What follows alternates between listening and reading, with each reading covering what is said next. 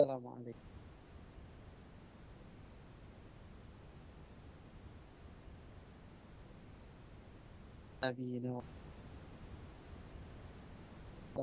wabarakatuh. Ila yaumiddin, amma ba'd. Ikhwatul iman, para pendengar dan pemirsa Radio Suara Al-Iman, Al-Iman TV dan Al-Furqan TV, rahimani wa rahimakumullah. Alhamdulillah kita dapat berjumpa kembali di pagi hari ini, hari Senin, hari yang ke-13 di bulan Dzulqa'dah 1443 Hijriah, yang bertepatan dengan tanggal 13 Juni 2020. Saya Abu Ayyub Al-Asari kembali hadir untuk menemani Anda dalam mengikuti kajian Islam ilmiah Mutiara Subuh yang insya Allah akan disampaikan, akan diasuh oleh Al-Ustaz Aunur Rafiq Ghufran LC Hafizahullahu Ta'ala. Dan untuk mempersingkat waktu, marilah kita segera mengikuti kajian yang akan disampaikan oleh beliau. Kepada Al-Ustaz Aunur Rafiq Ghufran LC Hafizahullahu Ta'ala, kami persilahkan untuk memulai kajiannya. Falyatafaddal mashkuran ma'juran.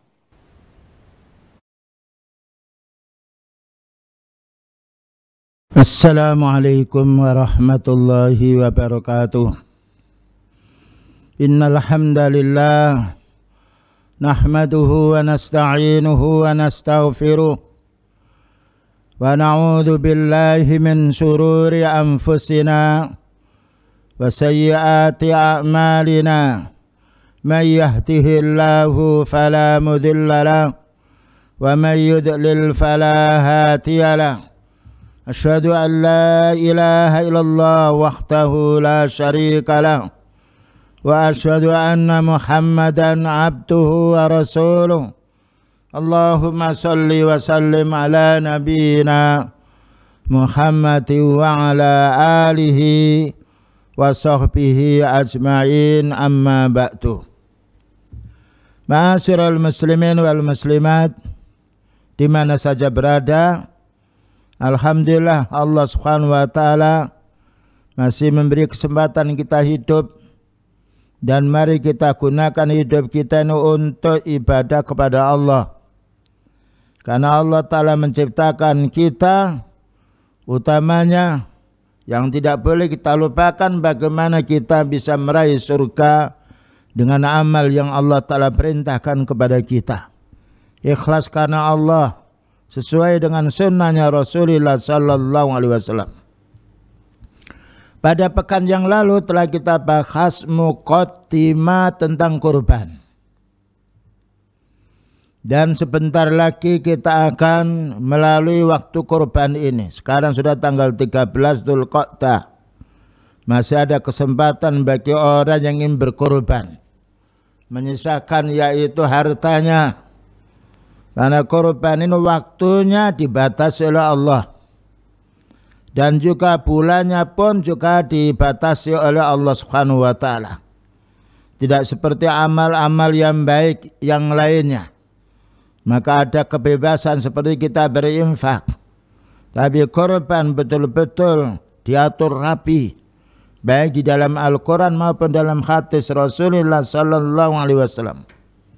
Keterangan yang lalu yang dapat kita ambil kesimpulan pertama, kurban itu bahasa Arab mendekatkan diri dengan menyembelih, atau dikatakan udhiyah. Kesimpulannya binatang ternak, harus binatang ternak, yaitu kambing, sapi, dan juga unta. Ada juga yang berpendapat bolehnya kerbau yang disembelih pada hari kurban.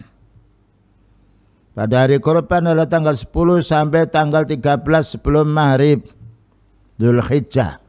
Dan pada bulan yang disyariatkan oleh Allah Ta'ala yaitu bulan Dzulhijjah, dalam rangka taqarrub, mendekatkan diri, mencari pahala di sisi Allah Ta'ala, ya ikhlas karena Allah, sesuai dengan sunnah Rasulullah Sallallahu Alaihi Wasallam. Inilah keistimewaan kurban, dibedakan dengan menyembelih ternak biasa untuk kita makan setiap harinya. Dan hukum kurban kemarin telah dijelaskan, ada perbedaan para ulama sunnah Namun ada yang mengatakan wajib bagi orang yang mampu tentunya. Karena Allah berfirman, fasalli li rabbika wanhar. Salatlah kamu kepada Allah Ta'ala dan berkorbanlah.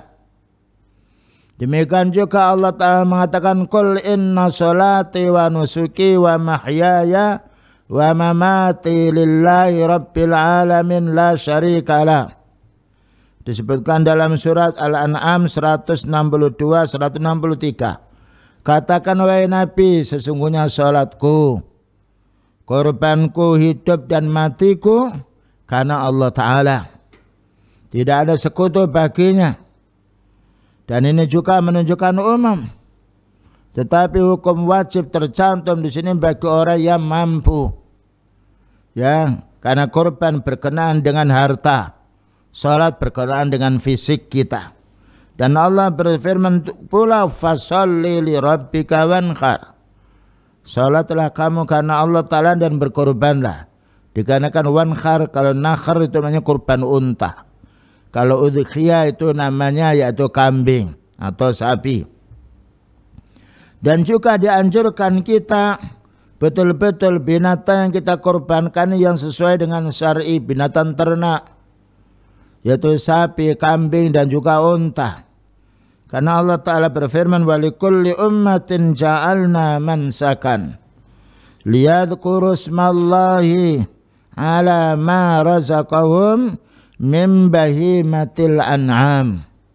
Yaitu disebutkan di dalam surat Al-Hajj 34. Dan untuk setiap umat ini maka Allah mengatakan kami anjurkan, kami syariatkan untuk yaitu berkorban, mansakan. Dan hendaknya berkorban ini, yang berkorban lebih utamanya disembelih sendiri kalau mampu. Karena beliau menyembelih sendiri. Ya, dan diupayakan kita, yaitu diupayakan untuk bisa korban. Karena beliau ini selama 10 tahun setelah hijrah setiap tahun korban. Setiap tahun korban. Padahal termasuk yaitu seorang nabi yang miskin. Yang meninggal dunia tidak mewariskan harta kepada keluarganya. Tetapi orang beramal saleh untuk dirinya. Mulai sekarang kita bisa menabung. Atau sebelumnya ada tabungan, ditabung. Ya, agar kita punya tabungan di akhiratnya nanti. Karena korban 1 tahun sekali itu pun bukan sembarang binatang, tetapi dipilih oleh Allah Subhanahu wa Ta'ala, yaitu kambing, unta dan juga sapi. Dan itu umurnya pun harus ditentukan. Kalau sapi maka hendaknya 2 tahun lebih. Unta maka hendaknya 5 tahun masuk ke 6 tahun. Kambing hendaknya 1 tahun masuk ke umur 2, masuk ke yaitu yang nomor 2, 1 tahun lebih. Kecuali yaitu al-jaza'ah, domba yang besar, yang orang tidak memiliki kecuali hal tersebut, maka itu dibolehkan oleh Rasulullah sallallahu alaihi wasallam. Kemudian juga dijelaskan pula dalil tentang hadis Rasulullah sallallahu alaihi wasallam, syariatnya korban. Ya, dan ini merupakan syariatnya Nabi Ibrahim alaihissalam. Bayangkan Nabi Ibrahim alaihissalam diuji oleh Allah Ta'ala. Putranya Ismail disuruh untuk disembelih. Tetapi ketika mentaati Nabi Ibrahim ini, ketika direbahkan Ismail mau disembelih, Allah Ta'ala menggantinya yaitu dengan domba. Dan inilah termasuk hal yang sangat mulia. Kita tidak pernah diuji oleh Allah Ta'ala semisal ujian para anbiya sebelumnya. Mari kita bersyukur kepada Allah atas kemudian Islam yang Allah syariatkan kepada kita semuanya. Dan ini menunjukkan korban ini harus disembelih pada waktu yang beliau tentukan. Dan tidak boleh kita yang menentukan. Karena beliau mengatakan man dzabaha ba'da sholati, barang siapa yang menyembelih setelah sholat id, setelah sholat id yang kita laksanakan di tempat itu untuk kita kurban, tamma nusukuhu, berarti telah sempurna kurbannya. Wa asaba sunnatal muslimin, dan dia telah yaitu mencocoki sunnahnya kaum muslimin. Tetapi barang siapa yang berkorban sebelum sholat id dilaksanakan, maka hendaknya dia mengulangi lagi karena hukumnya wajib bagi yang mampu. Sebagaimana orang sholat dia belum tahu waktunya sudah sholat subuh. Ketika mendengar azan maka hendaknya mengulangi sholatnya. Sholat yang pertama batal karena belum waktunya. Kemudian sholat yang kedua sah ketika sudah sudah masuk waktunya. Demikian juga kurban. Makanya Allah Ta'ala menggabung, Qul inna sholati wa nusuki, katakan sungguhnya sholatku dan kurbanku. Waktunya hampir disamakan dengan waktu sholat. Artinya kalau kita belum waktunya kurban, maka tidak sah. Walaupun boleh kita makan daging itu, tapi itu bukan daging kurban. Ini perlunya kita memperhatikan, ya, bukan hanya sekedar menyembelih, tapi syariatnya kita pelajari dulu. Terutama bagi yaitu kelompok-kelompok di masjid yang mengadakan yaitu pengumpulan kurban, betul-betul orangnya, takmirnya ini harus memiliki ilmu dan harus diatur yang baik karena amanat dari orang yang sifatnya ingin yaitu menitipkan kurbannya. Jangan sampai disia-siakan, jangan sampai disembelih dari orang yang tidak mengerti menyembelih. Demikian juga kita kalau tidak mampu tidak perlu kita mengadakan yaitu kelompok-kelompok untuk mengadakan kurban. Kalau kita tidak mampu, karena amat dan cukup besar. Orang berkorban ingin bermanfaat kurbannya dan ingin disembelih secara syar'i. Maka baiknya orang itu berkorban adalah di rumahnya. Ya, sebagaimana beliau berkorban sendiri, kecuali kalau kita tidak mampu. Maka tidak mampu boleh kita wakilkan bagi orang mampu yang selamat akidahnya, yang pandai untuk menyembelihnya dan juga amanat untuk membagikannya. Selanjutnya Abdullah bin Umar radhiyallahu anhu mengatakan Nabi sallallahu alaihi wasallam tinggal di kota Madinah 10 tahun, beliau berkorban 10 tahun, setiap tahun berkorban. Subhanallah. Dan korban itu tidak banyak kalau kita tinjau dari benda-benda yang ada di rumah kita. Ya, karena korban mungkin kalau kambing 3 juta sudah dapat, 3.500.000 dapat.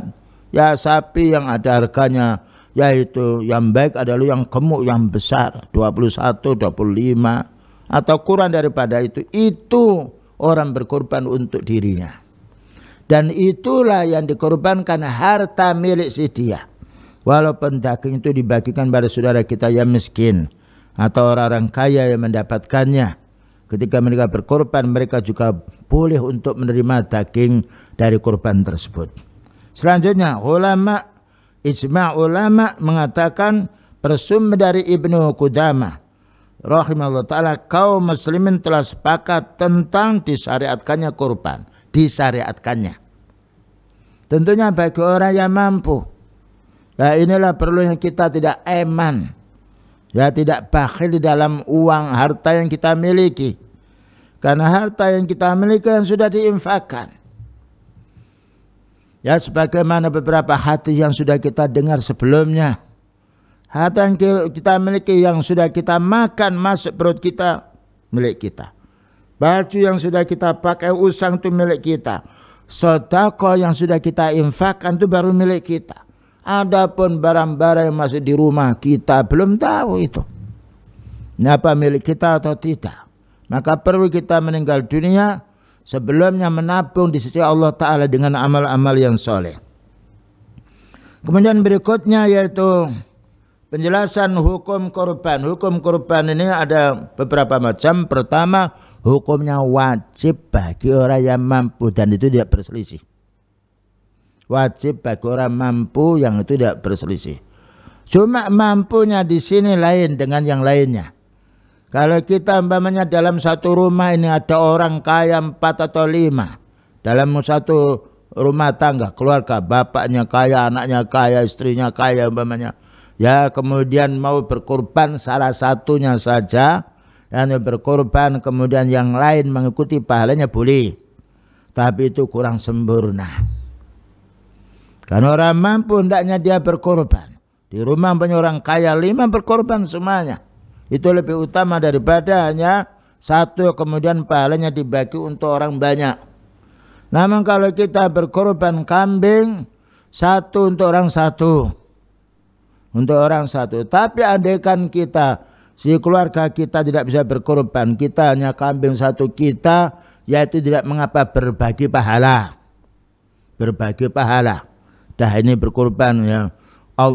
Kalau ketika menyembelih bismillah Allahu Akbar, Allahumma hadza minni wa min ahli wa min qarabati atau ummati lam yudhakhi, boleh ya Allah ini kurbanku, kurban untuk keluargaku, walaupun keluarganya tidak ikut kurban tapi bagi-bagi pahala. Dan juga untuk tetangga yang tidak bisa berkurban boleh. Nah ini namanya karena ada syariat dari Rasulullah sallallahu alaihi wasallam. Selanjutnya pula Syekhul Islam memberi penjelasan kepada kita, kewajiban kurban disyaratkan bagi orang memiliki kemampuan. Kalau tidak mampu tidak boleh. Karena Allah berfirman, fattaqullaha mastata'tum. Bertakwalah kamu, beribadah kamu pada Allah menurut kemampuanmu. Inilah keindahan Islam. Allah Maha tahu apa yang dimampu oleh hambanya. Dan juga ada punya kelebihan dari kebutuhannya.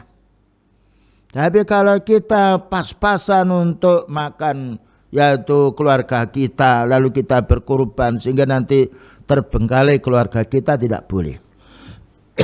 Karena kita wajib menafkahi istri kita, wajib menafkahi anak kita, menjadi kita tanggungannya. Ini harus kita fahami. Ya, sebagaimana banyak ayat yang sudah kita fahami. Tapi kalau kita ini tidak punya duit, tapi ada uang yang barang untuk dijual, ya maka hutang boleh. Tidak ada perselisihan dari kalangan para ulama, tetapi hendaknya segera dibayar. Tapi kalau kita tidak memiliki harta kemudian hutang untuk kurban, tidak dianjurkan. Karena kita tidak tahu kapan kita meninggal dunia dan mampukah kita membayar. Namun apabila kita ada barang yang mau dijual sedangkan belum laku, maka boleh kita hutang. Dan kita harus segera membayar hutang untuk binatang yang kita mau kurbankan. Kemudian juga menurut jumhuril ulama, kurban hukumnya sunnah muakkadah, sunnah yang ditekankan. Inilah pendapat jumhur. Ya. Lepas daripada pendapat-pendapat yang berbeda ini, yang penting kita kaum muslimin, kalau kita mampu berkorban, mari. Ya, karena orang berkorban untuk diri kita. Nah, walaupun ada jumhur ulama mengatakan itu sunnah muakkadah, kalau kita mampu berkorban, kita laksanakan. Karena orang beramal saleh untuk dirinya. Kemudian juga beliau menjelaskan, man kana lahu sa'atun wa lam yudhakhi fala yaqrabanna musallana. Barang siapa yang memiliki kemampuan untuk berkorban, maka dia tidak mau berkorban, maka beliau mengatakan jangan kamu mendekati tempat solat kami, maknanya solat Id. Ini merupakan juga wa'id, ancaman bagi orang yang mampu, tapi orang tidak mampu punya keringanan dari Allah Subhanahu wa taala. Selanjutnya faidah. Para ulama sepakat bahwa korban karena sebab nazar wajib ditunaikan. Ya. Sebab nazar. Oleh karena itu orang nazar tidak boleh nazar maksiat. Tetapi kalau nazar taat wajib dilaksanakan. Dan orang nazar taat ini harus dipertimbangkan dulu menurut kemampuan si dia. Kalau tidak mampu kita tidak perlu nazar. Tapi kalau mampu baru boleh. Dan nazar ini juga termasuk orang yang bakhil. Karena dia mau nazar karena ada sebab yang ia peroleh dari Allah berupa kesehatan atau yang lainnya. Yang penting kalau kita punya tahu hikmahnya kurban ini, sebelumnya kita sudah punya niat menabung dulu. Tidak mengapa kita menabung 5 bulan, 6 bulan, dimasukkan yaitu uang 5.000, 10.000, 20.000. Ternyata setelah yaitu mau bulan Dzulhijjah dilihat uangnya 6 juta, alhamdulillah bisa beli yaitu kambing 2. Ini cara yang bagus. Ya, cara yang baik, tapi diniati menabung ini bukan untuk yang lain. Karena kalau kita sudah niat itu tidak boleh digunakan yang lain. Kambing yang sudah kita siapkan untuk dikorbankan tidak boleh dijual, karena binatang kurban itu binatang ibadah untuk kita pada Allah Subhanahu wa taala. Selanjutnya juga, apakah boleh berhutang agar bisa berkorban? Jawabannya boleh kalau kita mampu untuk membayarnya dengan dasar ayat la yukallifullahu nafsan illa wus'aha. Maka Allah Ta'ala tidak membebani seorang manusia ini atau seorang jiwa ini melainkan sesuai dengan kemampuannya. Ini harus kita pahami, dan itulah mulianya korban di sisi Allah Subhanahu wa taala. Bagaimana berkorban untuk orang telah meninggal dunia? Nah, apabila orang berkorban untuk meninggal dunia ini satu, yang hidup seperti anak. Ya, anaknya masih hidup mau berkorban. Tadi dia mengatakan, ya Allah ini korbanku dan untuk bapak ibuku yang telah meninggal dunia boleh. Karena menyertakan yang sudah meninggal dunia kepada yang hidup. Dan tidak ada khilaf dari kalangan para ulama sunnah. Karena itu bapak dan ibu, mulai sekarang ya, kalau sudah ada niat untuk berkorban dan kita sudah menyisakan yaitu hartanya, jangan lupa menyebut dua orang tuanya atau keluarganya. Ya, disebut, ya Allah ini korbanku dan korban untuk kedua orang tuaku atau untuk semua keluargaku boleh. Karena ini ada syariat dari Rasulullah Sallallahu Alaihi Wasallam. Walaupun orang tua kita tidak merasakan dagingnya, tapi insya Allah merasakan pahalanya pula. Inilah hal yang perlunya kita berbuat baik kepada kedua orang tua. Atau memang kita berkorban untuk saya, untuk orang tua kami, boleh. Karena menyertakan yang hidup dengan yang telah meninggal dunia. Dan insya Allah akan sampai kepada orang tua kita. Dengan syarat kalau kita ikhlas berkorban karena Allah Ta'ala. Yang nomor dua, sesuai dengan sunnah Rasulullah Sallallahu Alaihi Wasallam. Yang nomor dua, untuk orang mati begini. Sekarang umpamanya kita sudah ada niat korban. Nah, duit sudah kita sisakan. Dan ada sudah, bahkan juga sudah membeli yaitu binatang ternak, kemudian kita titipkan kepada salah seseorang. Ternyata niat kita sekarang ini belum waktunya korban, kita telah meninggal dunia, maka kita hendaknya yang hidup melaksanakan korban itu. Karena sudah ada akad dari orang yang sebelum meninggal dunia ini akan dia berkorban. Dan itu merupakan amanat yang harus diselesaikan oleh keluarganya ketika keluarganya yaitu sudah ada amanat, ini kambing aku akan kurbankan, ini sapi aku akan kurbankan, dicatat. Dan kalau perlu ada lembaran kertas, tanggal sekian ibu saya bapak saya akan berkorban, sehingga perlu dilihat yang diketahui oleh anaknya atau cucunya. Suatu saat bapaknya mendahului kita atau ibu mendahului kita, maka harus dilaksanakan. Karena itu sudah ada niat berkorban bagi orang yang mati ini sebelum dia meninggal dunia, sudah ada niat. Dan ini harus dilaksanakan sebagaimana disebutkan di dalam ayat yang banyak sekali memberi keterangan sebagai berikut.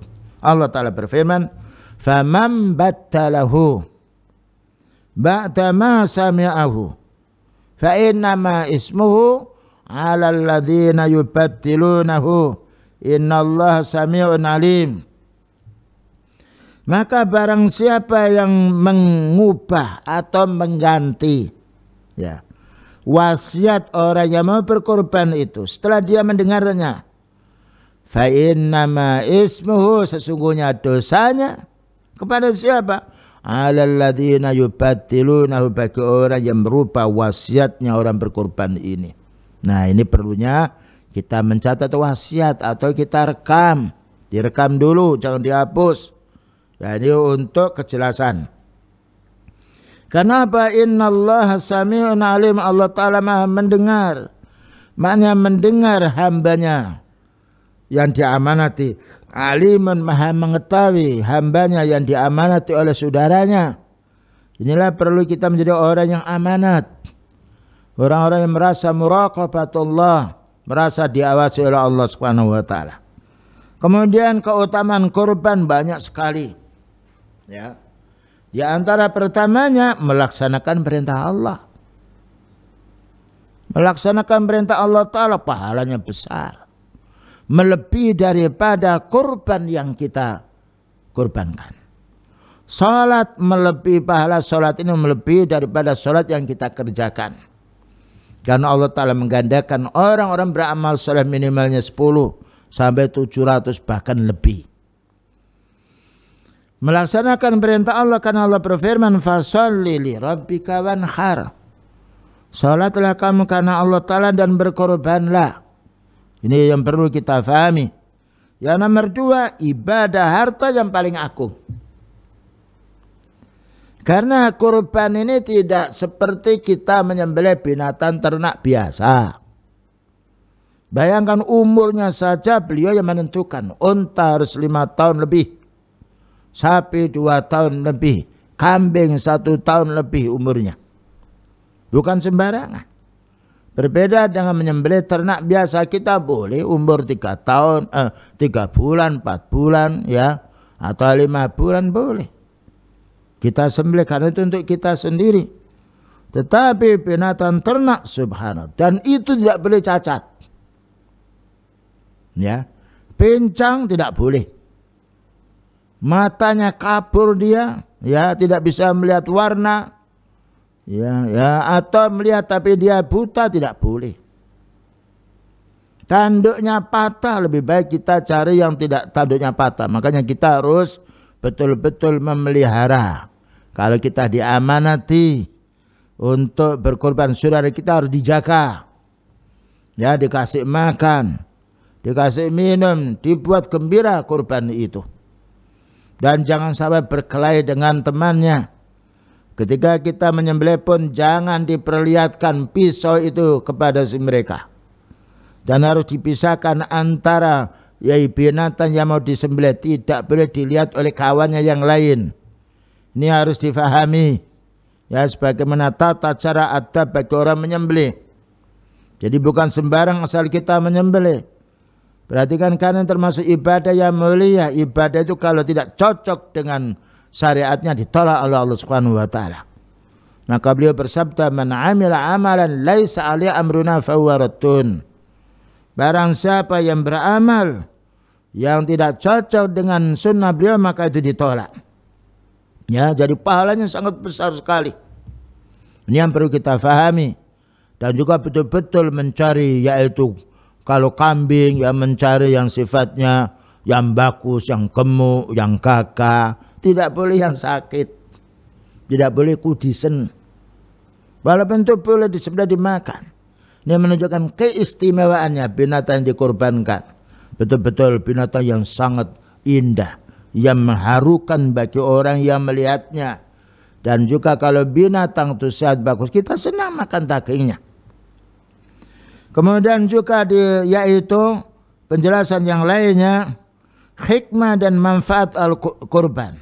Ya, hikmah dan manfaat kurban ini tidak dijelaskan secara terinci, tapi yang jelas mesti ada hikmahnya.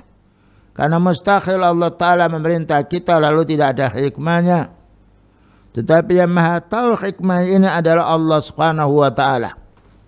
Dalam suatu ayat dijelaskan di dalam surat, yaitu An-Nisa nomor 65, "Fala wa rabbika la yu'minuna hatta yuhakkimuka fima syajara bainahum thumma la yajidu fi anfusihim kharajan mimma qadaita wa yusallimu taslima." Maka Allah bersumpah dengan menyebut dirinya, "Fala wa rabbika." Kalau kita bersumpah dengan menyebut diri kita, tidak boleh, kita makhluk. Allah bersumpah menyebut dirinya, menyebut makhluk boleh. Menyebut dirinya seperti fala wa rabbika, banyak wa rabbika, demi Allah, demi diriku.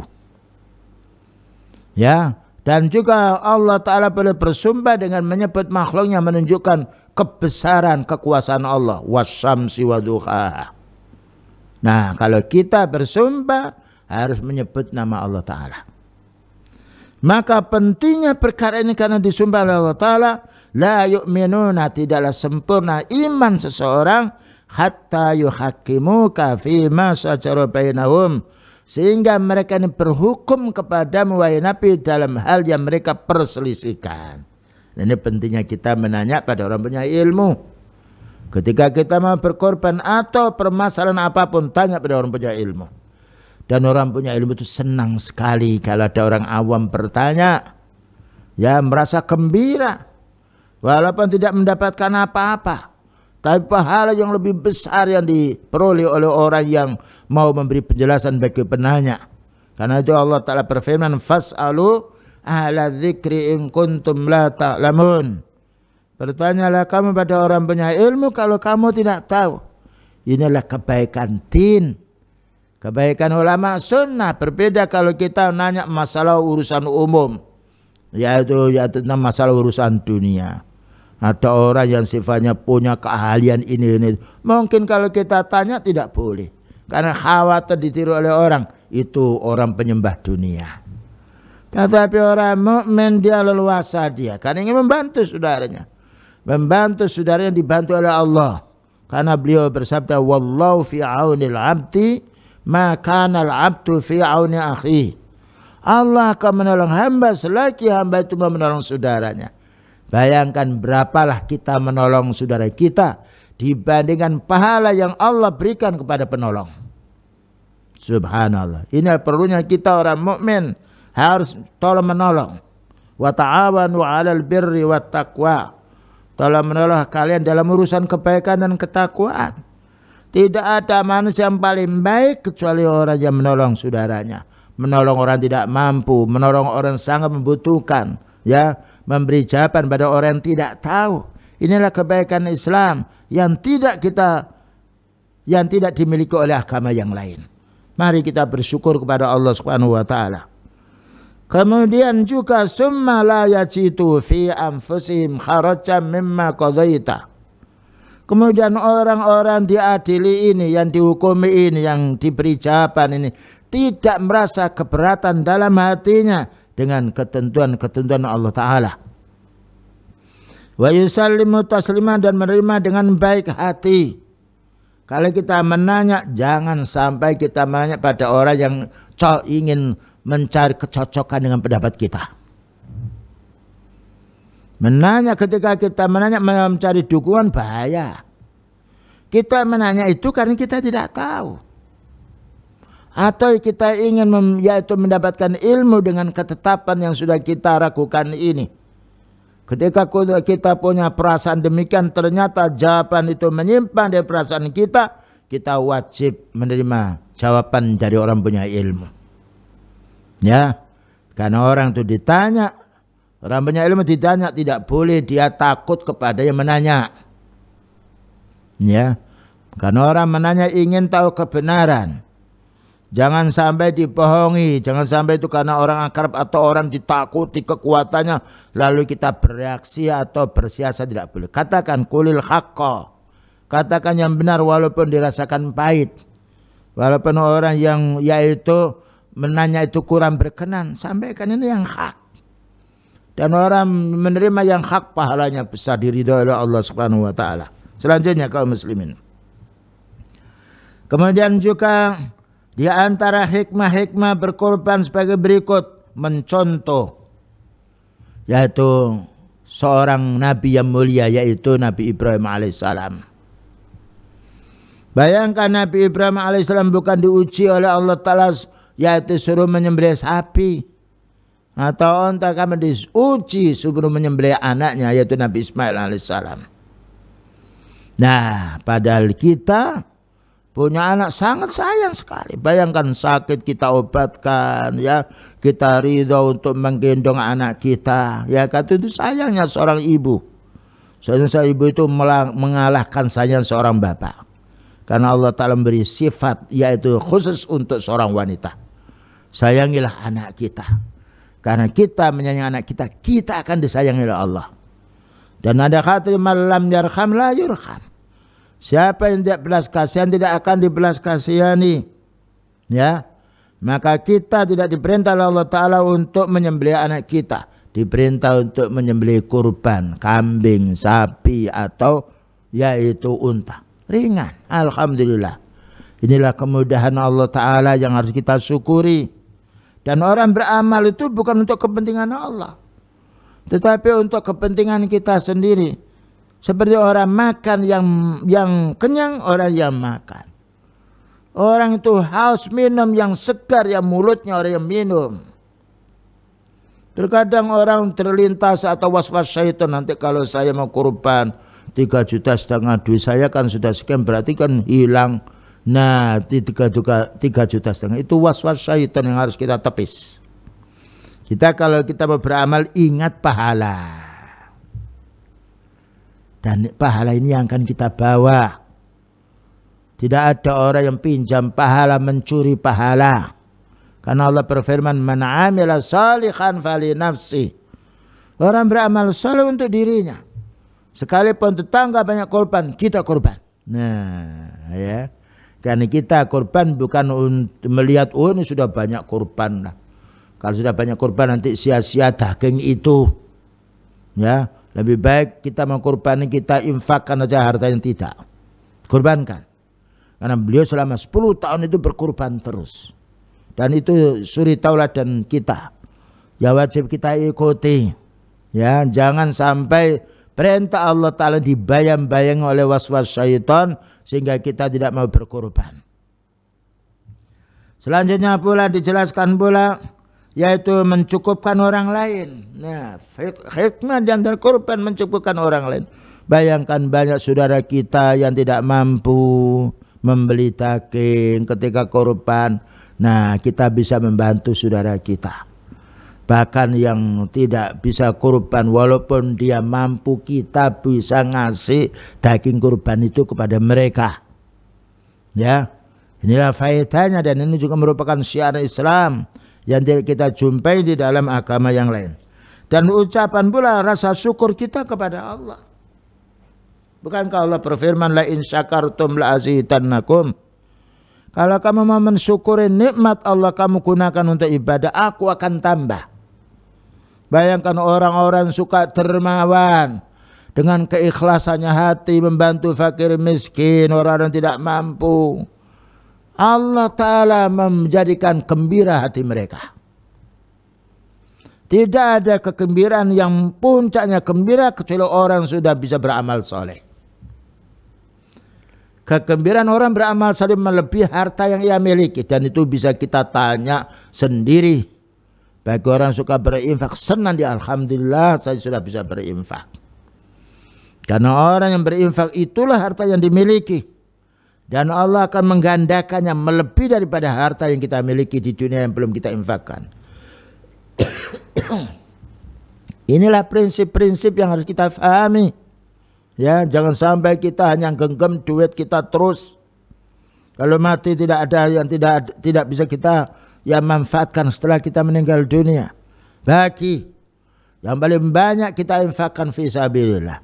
Karena kita mati tidak akan membawa duit kita. Yang kita bawa adalah yang sudah kita infakkan. Selanjutnya yaitu sebagai bukti ketakwaan kita kepada Allah. Orang beramal saleh sebagai bukti ketakwaan dia kepada Allah Subhanahu wa taala. Maka Allah berfirman di dalam surat Al-Hajj 37, "La yanalallaha luhumuha wala dima'uha walaki yanaluhu taqwa minkum." Yang sampai kepada Allah Ta'ala itu bukan daging-dagingnya, karena Allah Maha Kaya. Dan juga bukan pula darah-darahnya. Tetapi yang sampai kepada Allah Ta'ala itu ketakwaanmu. Yang Allah akan membalas dengan ketakwaanmu ini dengan balasan yang berganda. Nah, ya. Di antara bukti ketakwaan seseorang ketika dia waktu hari kurban mampu berkorban, dia berkorban, ini orang yang muttaqin. Ya. Karena Allah menisbatkan di sini walaki yanaluhu taqwa minkum. Bagi orang bisa berkorban hanya kambing dia. Karena kemampuan seperti itu. Nah, maka Allah menilai ketakwaan kita. Bagi orang yang kaya dia mampu menyembelih sapi 2 atau 3, maka Allah Ta'ala menilai mereka. Yang tidak mampu disesuaikan dengan kemampuannya. Jangan sampai gengsi dengan kawannya, ya. Lalu merasa ujub, merasa kambing saya paling besar sendiri, merasa sapi saya paling besar, jangan. Karena Allah Ta'ala Maha tahu apa dalam hati kita. Menjaga keikhlasan hati lebih berat daripada menjaga amal. Mengapa? Kalau kita menjaga amal, sholat kita keliru rakaatnya, ada orang membetulkan. Mengimami keliru ayatnya, ada orang membetulkan. Tapi siapa yang mampu membetulkan kalau ada niat kita itu keliru? Padahal Allah Ta'ala Maha tahu apa yang ada dalam tubuh kita, yang ada dalam hati kita. Keikhlasan ini kaum muslim sangat penting. Ya. Jangan sampai keikhlasan kita ini dikorbankan karena ingin yaitu menyaingi seseorang. Apalagi muncul ujub, naudzubillah min dzalik. Ya. Karena Allah tidak mau menerima amalan bagi orang yang musyrik. Bagi orang beramal bukan untuk Allah Ta'ala. Makanya dijelaskan, Qul inna salati wa nusuki wa mahyaya wa mamati lillah. Ikhlas karena Allah. Ada orang mau sholat kalau ada tamu yang dia sholat. Malu kalau dia sholat keliru. Terkadang setan itu membujuk seperti itu. Ada orang pula berkorban, saya kok tidak berkorban, nanti saya dikhawatir kalau tidak berkorban saya kikir, jangan. Korban ini haknya lillah. Ya. Orang beramal salah juga begitu. Apapun amal jangan sampai kita merasa malu dengan orang. Malu kita kepada Allah Subhanahu wa Ta'ala. Karena Allah Ta'ala yang mencukupi segala kita, segala sesuatu. Ya. Makanya apabila kita beramal ada unsur syirik yang lainnya, kita hendaknya istighfar. Ya, sampai betul-betul muncul keikhlasan dalam hati. Kemudian juga memberi kegembiraan pada hari kurban. Subhanallah. Bayangkan hari kurban adalah hari yang disyariatkan oleh Allah Ta'ala. Ya, kebaikan kaum muslim dan kurban ini boleh kita makan. Boleh untuk keluarga kita, boleh kepada orang miskin, boleh pula kepada orang kaya. Loh, supaya mereka merasakan nikmatnya. Berbeda zakat tidak boleh dibagikan pada orang kaya. Harus orang miskin. Harus asnafus samaniyah. Tapi korban, orang berkorban boleh makan dagingnya. Ini bantahan terhadap orang yang berkorban tidak boleh makan apa-apa. Salah. Bahkan kita boleh mengambil sepertiganya. Kecuali kalau kita tahu yang kurban itu hanya sedikit, orang miskinnya banyak, ya. Maka kalau kita mengambil sepertiga, lalu ini kasihan, tetangga kita tidak mendapatkan bagian dulu kan. Kepentingan saudara kita miskin. Karena beliau mengatakan, abghuni fu'du'afa. Bawa kemari orang-orang miskin itu. Hal turzakuna illa bidu'afaikum. Tidaklah kamu mendapatkan rezeki kecuali karena kamu memberi bantuan kepada fakir miskin. Subhanallah. Tanya pada orang-orang yang sudah berinfak, membantu fakir miskin, janda yang lain, dibuat tenang oleh Allah Subhanahu wa Ta'ala. Dan ternyata tenang itu bukan memiliki harta yang banyak. Ketenangan itu ditempuh untuk orang beribadah. Bukankah Allah berfirman, ala bi dzikrillah tatmainnul qulub. Ingat zikrullah, ibadahmu kepada Allah itu menenangkan jiwamu. Melebihi kenikmatan makan. Makan kenikmatannya ketika dikunyah di mulut. Kalau sudah masuk ke perut, makan yang enak atau biasa, sederhana, maka sama. Karena Allah yang maha mampu mengelola makanan yang ada di tubuh kita.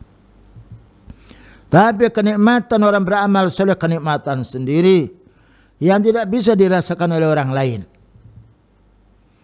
Maka beliau bersabda, ayyamu tasyrik ayyamu aklin wa surbin wa dzikrillah.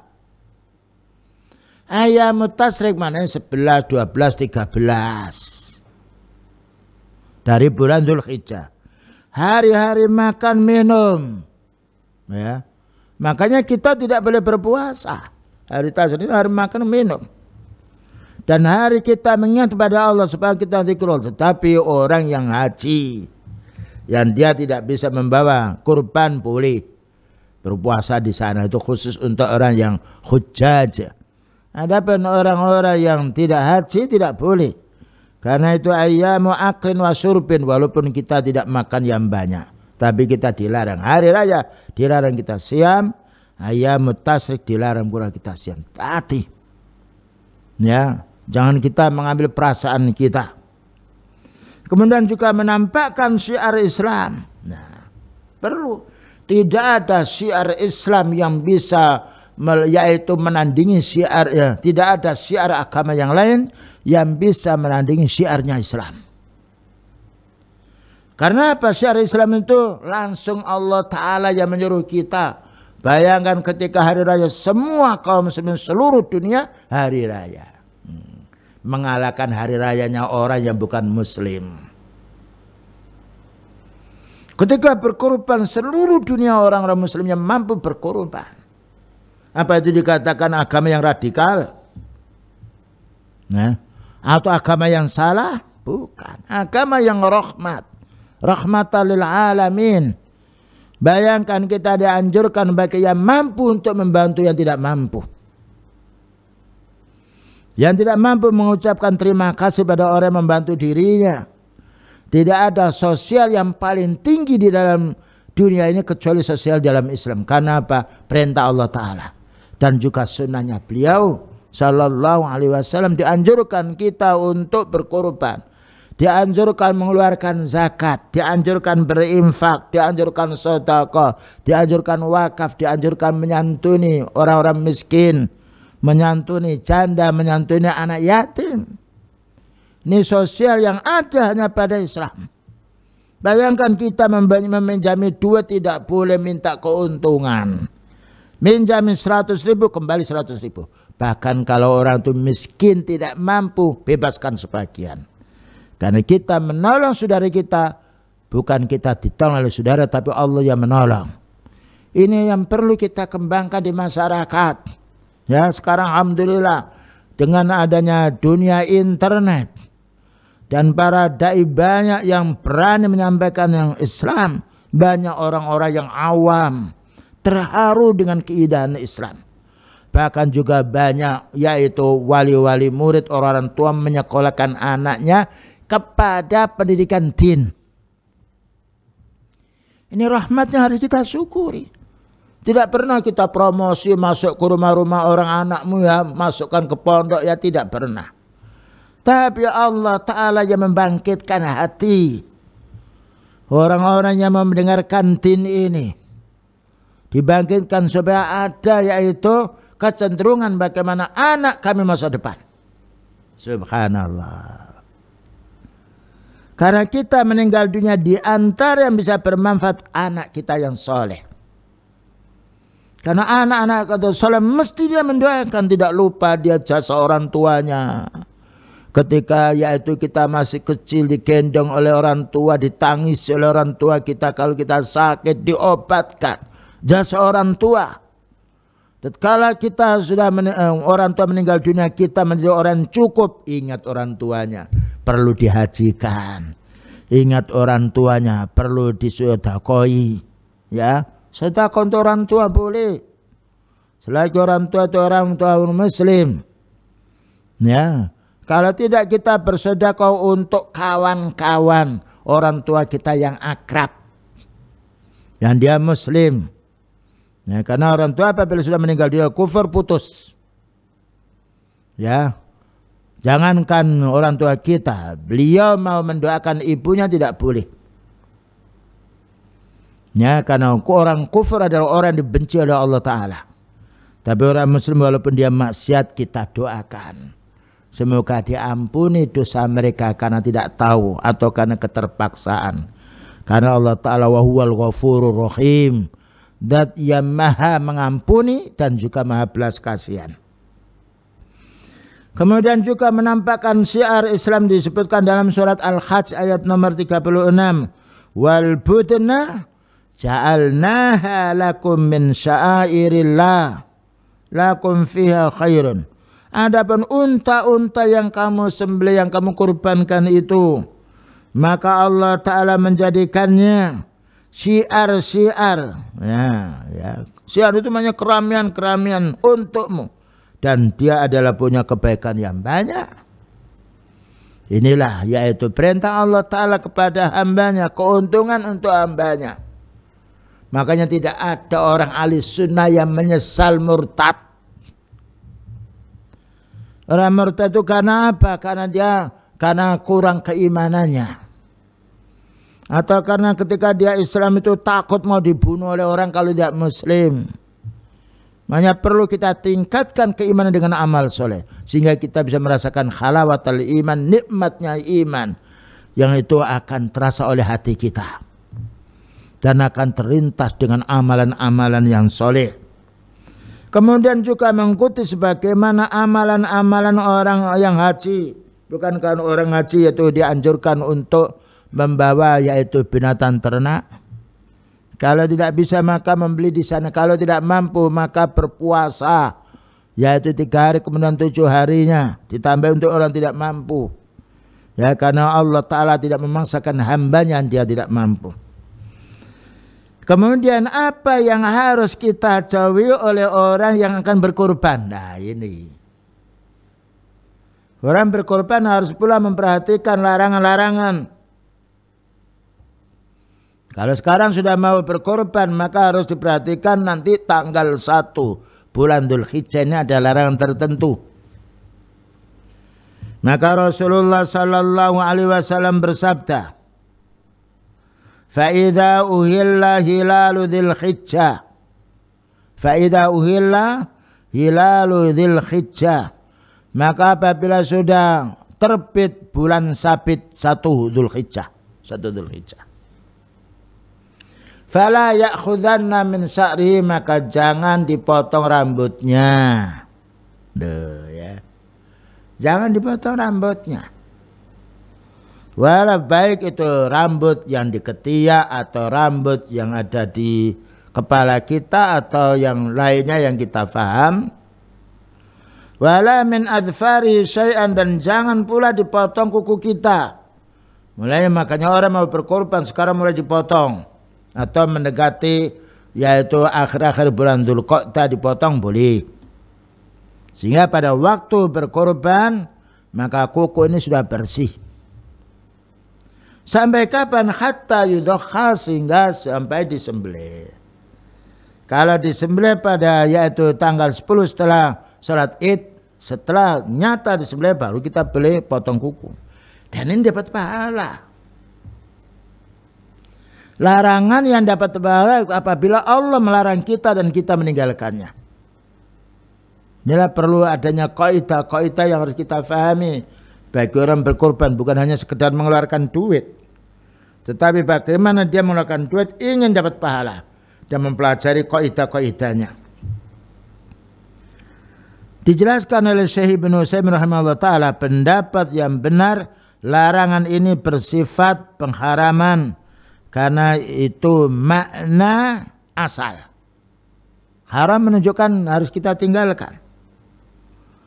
Naam. Dan tidak ada dalil yang memalingkannya. Akan tetapi tidak ada fidyah bagi orang melanggar. Nah ini. Atau orang itu lupa. Lupa motong rambutnya atau lupa motong kuku. Tapi kalau kita lupa, yaitu tangan jari kita 10 kita potong 3. Kukunya terus kita diingatkan oleh Allah, berhenti, yang lain jangan dipotong. Karena Allah Ta'ala tidak menghukum hambanya yang lupa. Dan juga perlu diperhatikan pula, itu hal-hal yang harus kita fahami, hewan kurban. Hewan yang harus kita korbankan ini harus hewan yang memiliki yang paling baik dan paling mahal. Ya, bukankah kita kalau ingin membeli mobil ingin yang paling baik? Tidak ada orang beli ingin jelek, kecuali kalau ingin dibuat yaitu ingin dijual lagi. Tapi kalau orang itu ingin memiliki fitrah manusia ingin yang baik, ya, rumah ingin yang baik, mobil ingin yang baik. Baik mana rumah dengan kurban kita? Baik mana mobil dengan harta yang kita korbankan? Baik yang kita korbankan. Dengan jalan ikhlas karena Allah Ta'ala dan mengikuti sunnah. Dan hal ini memilih yang baik karena Allah berfirman dalam surat Al-Hajj, "Dzalika wa may yu'azzim hurumatillah." Yang demikian itu barang siapa yang mengagungkan kehormatan Allah, fa huwa khairun lahu, itu lebih baik untuk si dia. Khairun lahu 'inda rabbih, untuk dia di sisi Allah Subhanahu wa taala. Dan ada juga ayat yang menjelaskan dzalika wa may yu'azzim sya'airallahi fa innaha min taqwal qulub. Yang demikian itu barang siapa yang mengagungkan syiar Allah, termasuk berkorban, syiarnya Allah Ta'ala. Dan ini menunjukkan takwanya hati orang mukmin, hati orang bertakwa kepada Allah Subhanahu wa taala. Karena itu Anas bin Malik radhiyallahu anhu mengatakan Nabi berkorban dengan 2 ekor kambing yang bertanduk. Ini ada kambing yang bertanduk, ada kambing yang tidak bertanduk seperti kambing Murano, itu tidak bertanduk. Tapi kalau umurnya sudah betul-betul 1 tahun lebih boleh. Nah, ada kambing yang tidak bertanduk, ada kambing yang kecil tidak bertanduk dia. Nah, ini yang perlu kita fahami. Nah, ya, supaya kita berkorban bukan hanya sekedar mengeluarkan harta, tapi kita mendapatkan kebaikan-kebaikan yang banyak, yaitu yang kita peroleh disebabkan keikhlasan kita dan juga amal yang menurut contoh Rasulullah sallallahu alaihi wasallam. Baik, begitulah kaum muslimin yang dapat kita sampaikan, dan ini karena masih yaitu berlangsung dan bersambung, semoga yaitu waktu hari Senin yang akan datang kita berlanjut. Dan jangan lupa mulai sekarang kalau kita sudah punya niat untuk berkorban, ada duit ya, mumpung Allah Ta'ala masih memberi kesempatan kita hidup, sisakan harta untuk tabungan kita di akhirat. Di dunia itu sederhana sedikit saja tidak mengapa, karena hidup kita sebentar. Punya baju 100 dipakai 1. Tapi kalau kita punya pala 100 di akhirat, tidak ada yang tersisa untuk kita. Begitulah yang dapat disampaikan, insya Allah akan berlanjut pada waktu yang lain. Semoga Allah Ta'ala memudahkan kita untuk mendapatkan rezeki dan juga memudahkan kita untuk berkorban. Wassallallahu ala nabiyyina Muhammadin wa ala alihi wa sahbihi wasallam. Subhanakallahumma bihamdika asyhadu an la ilaha illa anta astaghfiruka wa atubu ilaik. Walhamdulillahirabbil alamin. Wassalamualaikum warahmatullahi wabarakatuh. Waalaikumsalam warahmatullahi wabarakatuh. Demikianlah ikhwatul iman, para pendengar dan pemirsa sekalian, kajian kita bersama Ustaz Aun Rafiq Ghufran LC Hafizahullah Ta'ala membahas permasalahan seputar berkurban. Dan kami mohon maaf yang sebesar-besarnya untuk perjumpaan kali ini masih belum dibuka sesi tanya jawab karena menunggu di akhir perjumpaan yang membahas tentang permasalahan kurban ini. Maka pertanyaan-pertanyaan yang masuk silahkan dikirim ulang pada waktunya nanti, insya Allah pada hari Senin yang akan datang. Semoga apa yang telah kita dapatkan pada kesempatan kali ini menjadi tambahan ilmu yang bermanfaat bagi kita, dan Allah memberikan kemudahan bagi kita untuk dapat mengamalkannya, dan Allah memberikan kekuatan keimanan kita, keistiqomahan, dan juga rezeki yang dapat kita gunakan diantaranya untuk mendekatkan diri kepada Allah Subhanahu wa Ta'ala dengan berkorban di tahun ini dan tahun-tahun yang akan datang. Kepada Ustaz Aun Rafiq Ghufran LC Hafizahullah Ta'ala kami sampaikan terima kasih, jazakumullah khairan atas kajian yang telah disampaikannya. Dan kepada para pendengar serta pemirsa sekalian kami pun mengucapkan terima kasih, jazakumullah khairan atas perhatian dan kebersamaannya. Saya Abu Ayyub Al-Atsari pamit undur diri. Mohon maaf atas segala kesalahan dan kekhilafan selama menemani Anda dalam mengikuti kajian Islam ilmiah pada kesempatan pagi kali ini. Kita akhiri perjumpaan kita dengan doa kafaratul majlis. Subhanakallahumma wa bihamdika asyhadu an la ilaha illa anta astaghfiruka wa atubu ilaik. Wassalamualaikum warahmatullahi wabarakatuh.